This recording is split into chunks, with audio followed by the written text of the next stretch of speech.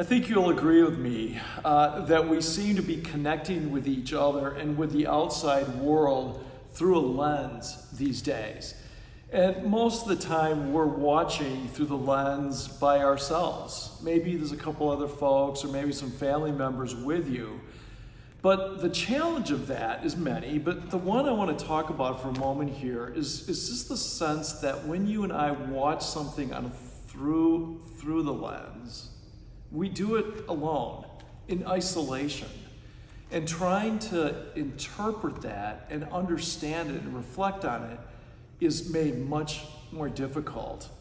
All of us, of course, have seen through the lens this horrible death of George Floyd up in Minneapolis as the knee of that policeman was on his neck, and we literally watched him die in front of us.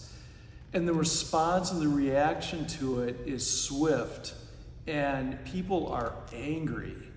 And you and I are still kind of stuck watching it through a lens, and we can't really come together to reflect on how we feel about that and what is an appropriate response.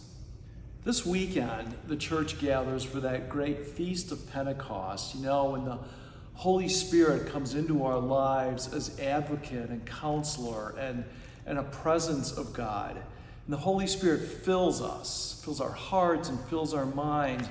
And so therefore we then see through the lens with the aid of the Holy Spirit. So while we are still separated from one another, I encourage you to invite the Spirit to find new life within you. And then I invite you to consider how God is always doing a new thing by how we are able to see anew. And then trust God to lead you to responses and reflections that bring new life, that make this old world a better place, that nothing we see is lost, and that we are changed for the good by what comes at us through the lens and made more into the image of Christ. And I'll see you Sunday through the lens.